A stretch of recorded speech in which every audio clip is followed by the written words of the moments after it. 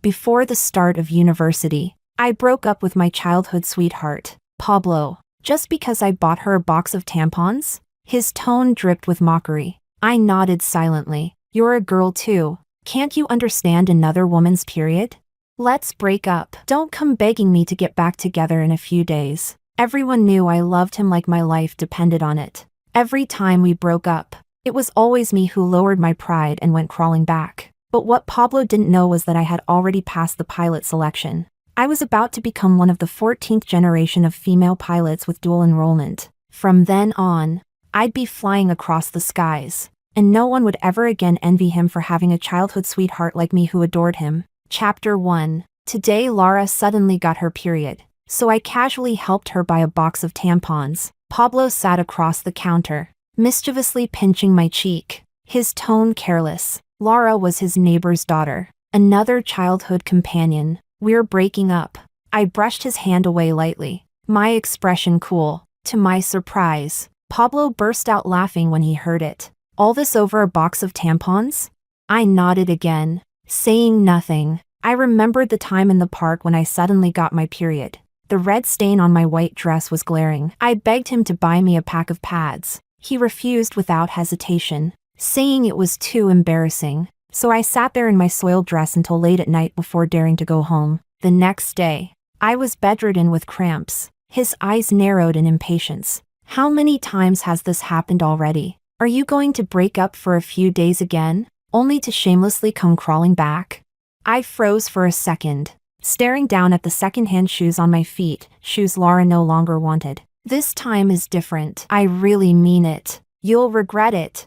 I won't. Pablo stood up, sneering. Fine. Let's break up. But let me be clear, if you come begging again this time, it won't be so easy. I opened my mouth to reply, but someone else cut in. Lara walked in from outside, her pretty face glowing with confidence. Pablo, my mom asked you to come have dinner with us before school starts. She has something to tell you. Then, seeing me, she added with fake friendliness, Amelia, would you like to come too?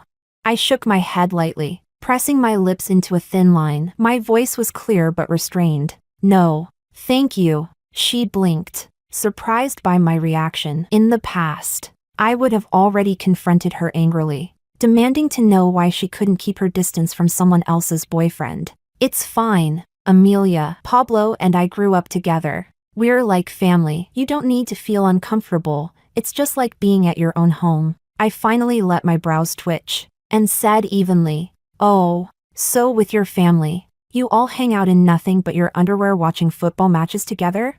Lara's face instantly went pale, her eyes filling with tears in just a blink. Pablo scoffed. Weren't you just acting righteous? Now you're just jealous and picking fights. Lara has a kind heart. That's why she tolerates you bullying her. Don't project your dirty thoughts onto her. I fell silent, exhausted, unwilling to argue any further. Lara turned to him. What's going on?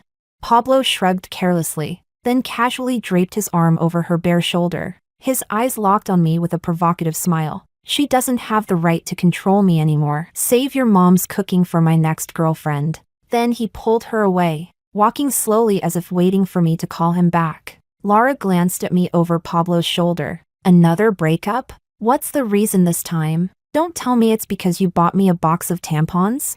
You guessed it. That childish girl actually dumped me over that. She treats relationships like playtime, always breaking up over nothing. It's exhausting. That's so dramatic. Their voices faded into the distance. I stayed frozen in place. The last thing I heard was Pablo's faint laugh. I bet you anything, within 3 days, she'll come back crying. This time, I'll make sure she learns her lesson. Chapter 2. After work, I opened my social feed. The first thing I saw was Lara's 9-photo collage, posted just half an hour ago, tagging more than 10 of our mutual friends. It showed Pablo kneeling on one knee, gently massaging her lower belly. Different angles, different poses, and even a high-resolution close-up shot of tampons. The caption read, "Childhood sweethearts mean that no matter who's by your side, the most important person will always be each other." Comments from mutual friends kept piling up underneath. Pablo still loves Lara the most.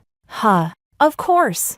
I suddenly got my period and was panicking. Then Pablo came to the rescue. He's always been like this since we were kids, always protecting me in the little details. He even brought me a heating pad just now. Frustrated to no end, I shut off my phone and took a cold shower. I tossed and turned all night, fighting the pain of a fresh breakup. It was nearly dawn when I finally dozed off. But before I could sink into deep sleep, my phone buzzed again, another 9-photo post from Laura. This time, she was curled up in Pablo's arms, her bare ankle resting on his shoulder. My stomach hurt all night. Thank goodness Pablo was there to take care of me. Tears fell onto the screen before I could stop them. My heart crushed under the weight of a boulder. I drifted through the morning in a haze. Near noon, Pablo sent me a message. Freshman military training got moved up. I'll take you shopping today. Lara's so clumsy she doesn't even know what to prepare. She's coming with us. I'll pick her up first, then swing by for you. It's a detour. Just grab a cab and wait for us at the central square.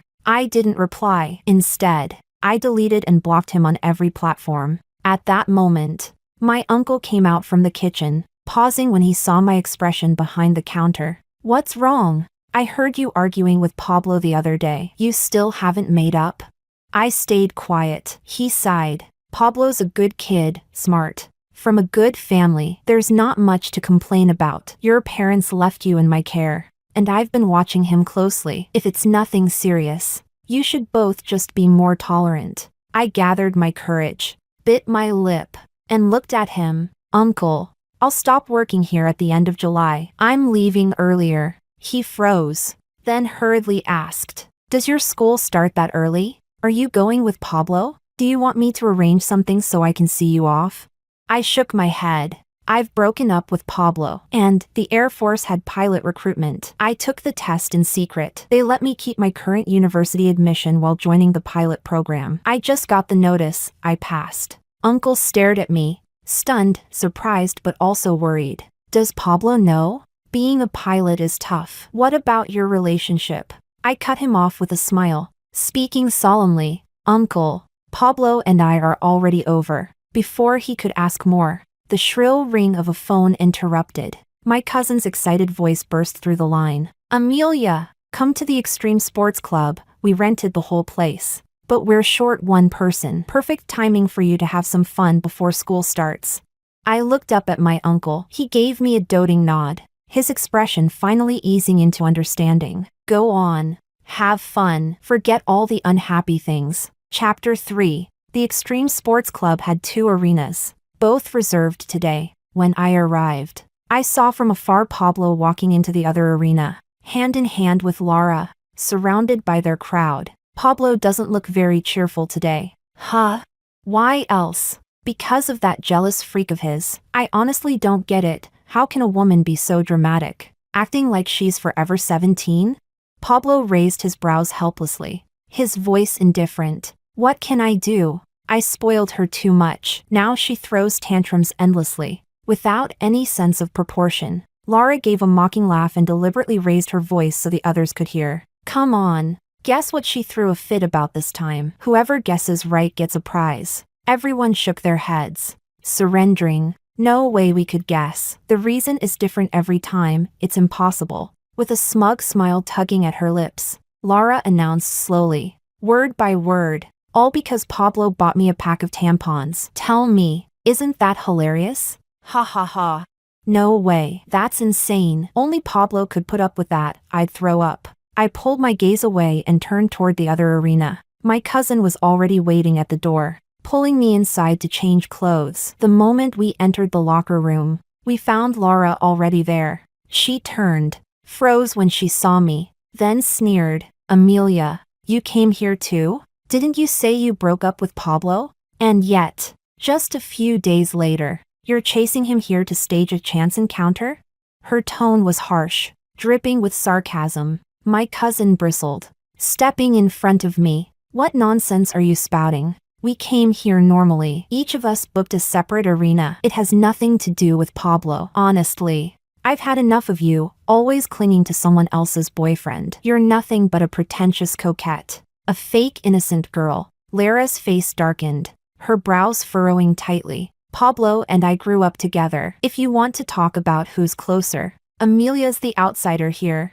My cousin was about to retort, but I pulled her back. Don't bother with her. Everyone's waiting for us. Let's go. I dragged her out. But just as we stepped through the door, Lara stormed after us, cutting me off. Don't go. Amelia, let's make this clear once and for all. Your little games of playing hard to get are so old. You've used me as your excuse more than once. At the end of the day, you're just petty, snapping like a mad dog. Her words reignited the anger I'd forced down. You've got no sense of boundaries. And somehow that's my fault? Your lack of manners isn't my responsibility to fix. But don't try to prove your existence in front of me. I've already broken up with Pablo, and I don't want to hear another word about you too. But Lara wouldn't back off. She grabbed at me, accidentally yanking and breaking the bracelet my mom had given me. Her hand froze.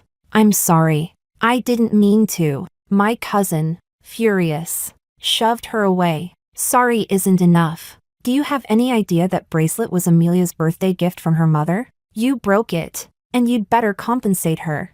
Lara bit her lip, her face pale. I already apologized. What more do you want? Don't push me too far. I picked up the broken bracelet from the floor, my voice sharp with anger. You ruined someone else's things and still act like you're the victim? But Lara looked entirely self-righteous, as if I were the one being unreasonable. At that moment, Pablo, hearing the commotion, came over with others at his side. What's going on here? Why all the yelling?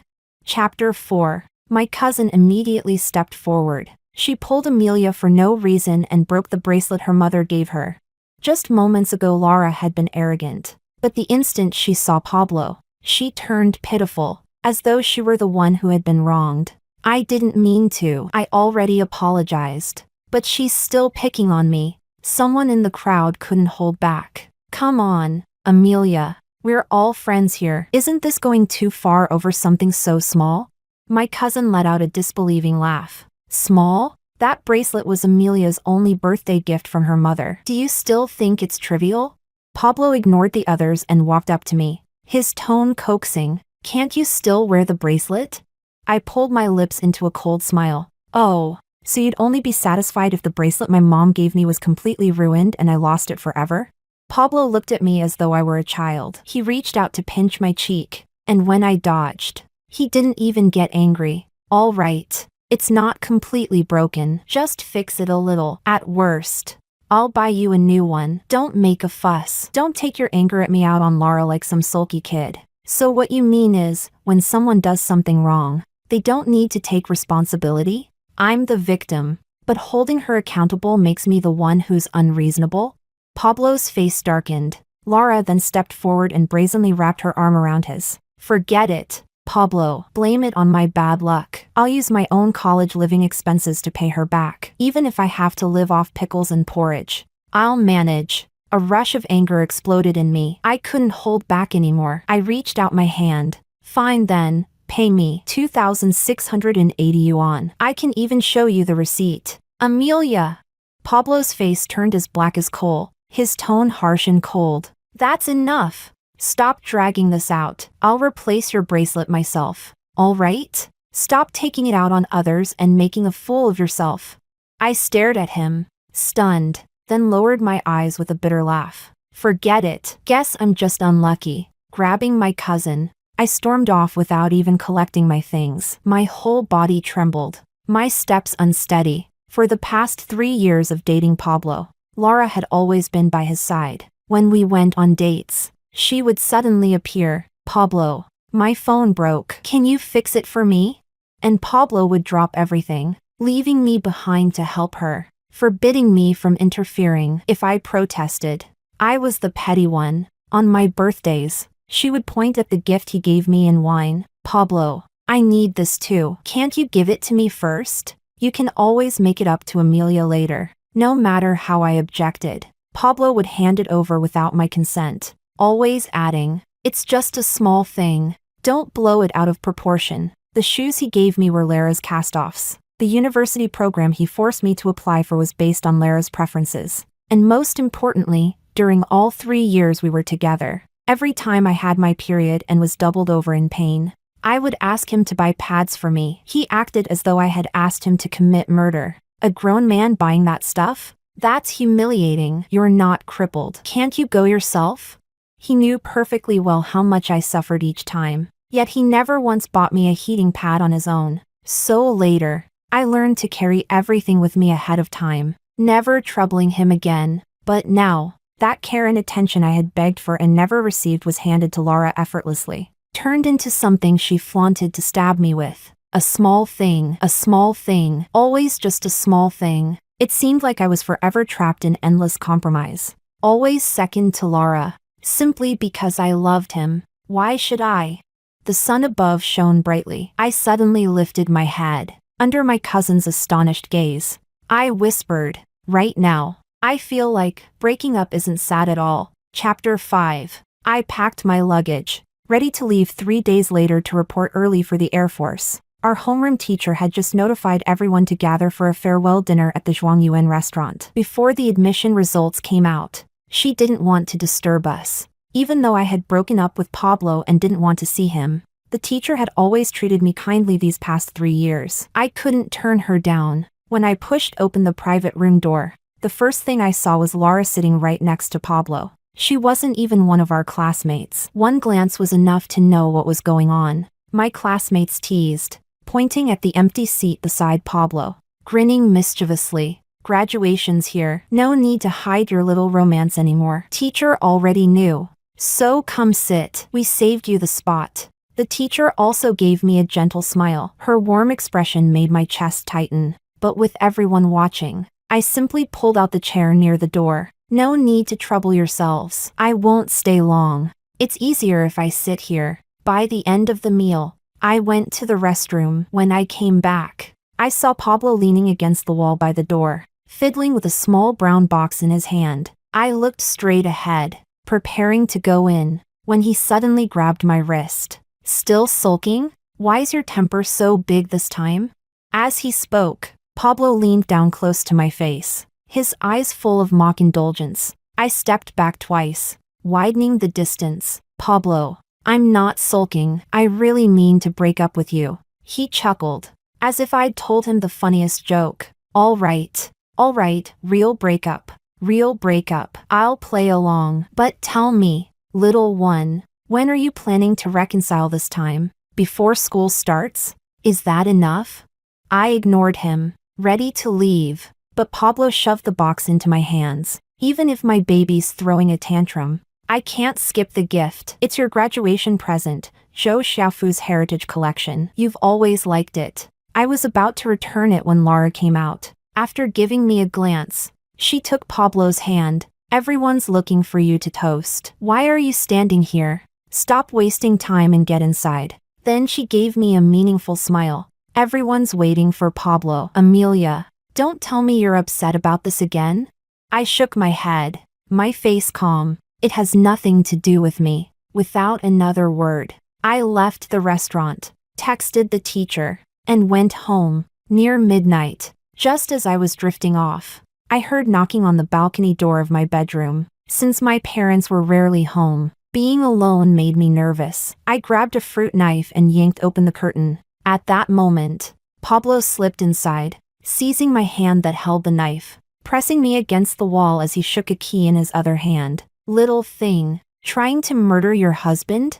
The mix of alcohol and a faint perfume filled my nose, the same perfume Lara always used. Then Pablo tilted his head and moved in for a kiss. Revulsion surged in me. I broke free with all my strength and slashed with the fruit knife, cutting across the back of his hand. Hot blood welled up. For a moment, both of us froze. Chapter 6. I bit down hard on my lower lip. "Let go of me. We've already broken up." Pablo lowered his gaze to the cut on his hand. After a moment, he pulled me tightly into his arms, pressing warm kisses along my cheek, whispering coaxingly, all right, you've already cut me, your anger should be gone by now. I know you're upset about Lara. That's why I brought her here, so she can explain." Without waiting for my response, he dragged me downstairs. Under the street lamp, Lara rushed toward me with tears in her eyes. "Amelia, Pablo and I really are just childhood friends. We never even thought of each other in terms of boy and girl. You've misunderstood.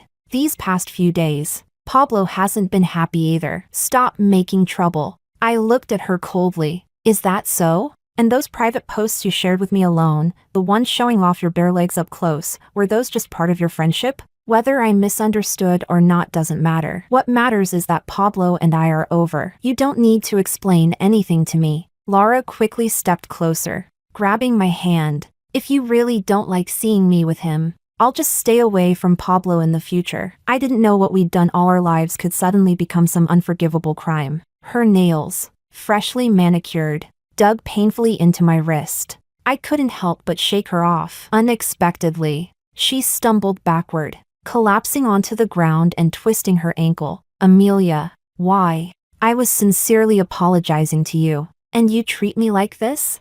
I really don't know what else to do. You hate me so much, why not just kill me? Maybe only then will you calm down and stop throwing fits with Pablo.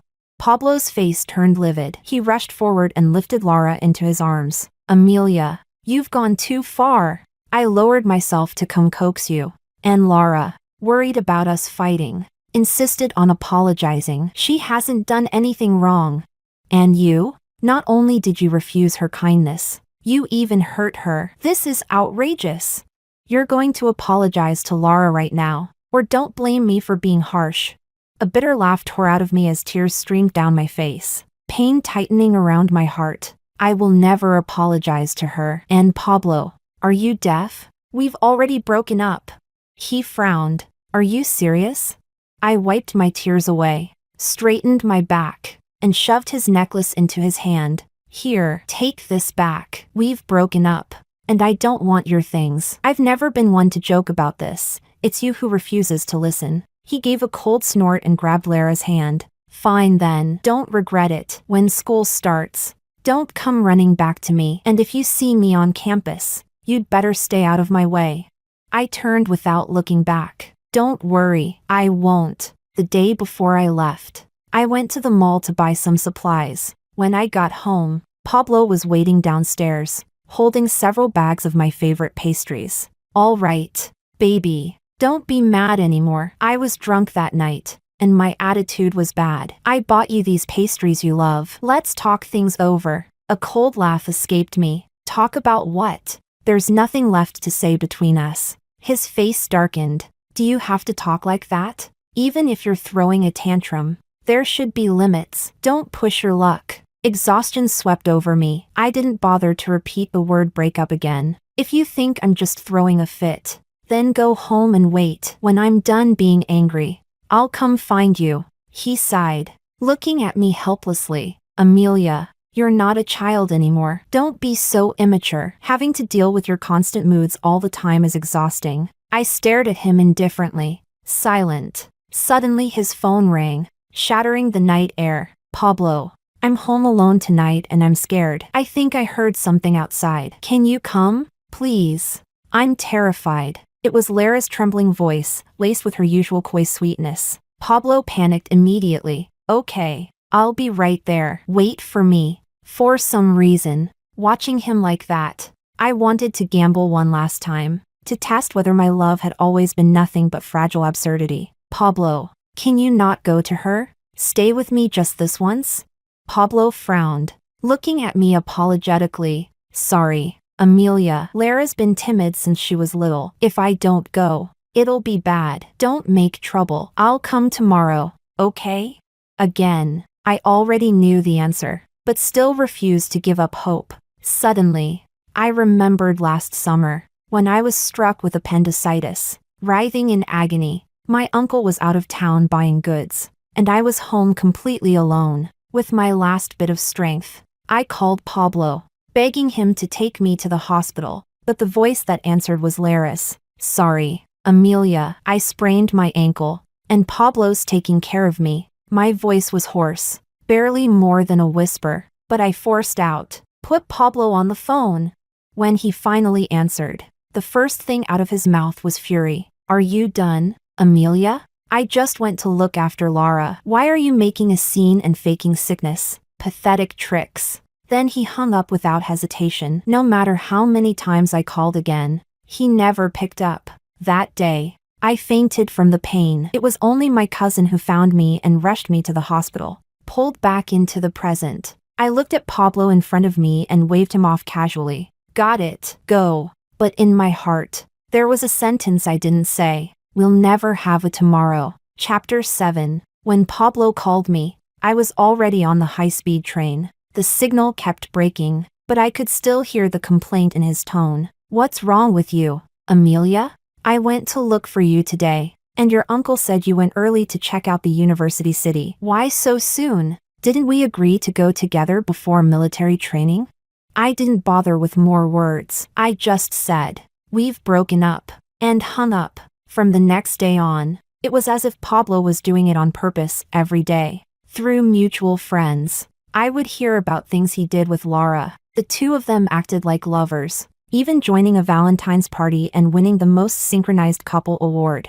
The Zhou Xiaofu necklace, which he once tried to give me, now hung openly around Lara's neck. She flaunted it online with a 9-photo collage. They were glued to each other every day. Pablo would help Lara choose lingerie, and Lara would buy him underwear, openly telling every friend she knew, Pablo can't live without me. Everyone cheered them on, urging them to be together. Pablo pretended to resist. Don't make trouble. If my little jealous one finds out, she'll be mad again. Lara pouted shyly, lowering her gaze. Exactly. Pablo and I are just friends. If Amelia misunderstands again, she'll hit me. Strangely enough, seeing all this didn't hurt me anymore. Calmly, I removed my old SIM card and inserted the new one I had bought before leaving, only giving the number to a few close people.